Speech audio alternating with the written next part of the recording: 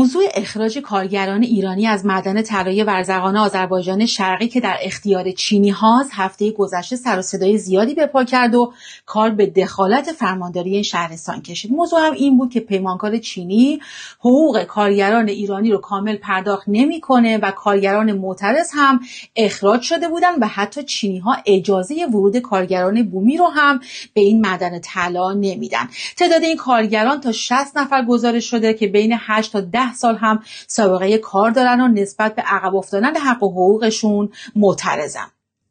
اما دیروز فرماندار شهرستان ورزقان اعلام کرد که هیچ اخراجی در کار نیست و مطالبات کارگران پیگیری شده و حتی مدعی شد که معدن در اختیار چینی ها نیست و تنها 2 تا 3 نفر چینی در کنار مهندسان ایرانی دارن کار میکنن. من مشخصات شرکتی رو که در حال بهره برداری از این معدن‌ها رو بررسی کردم و خب بعید میدونم که آقای فرماندار از این جزئیات بی اطلاع باشن.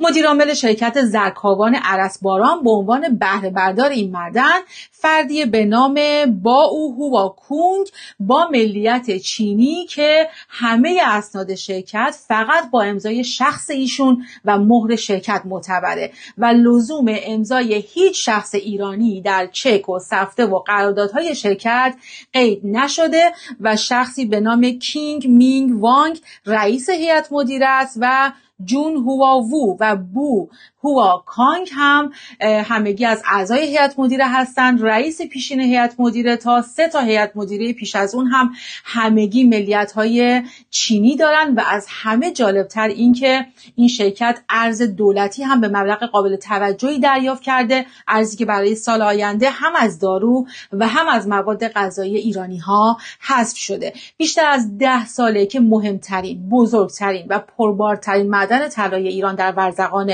آذربایجان شرقی دست چینی هاست و درآمد حاصل از فروش طلای استخراج شده از این معدن به جای کمک به درآمد ارزی کشور داره به جیب پیمانکاران چینی واریز میشه.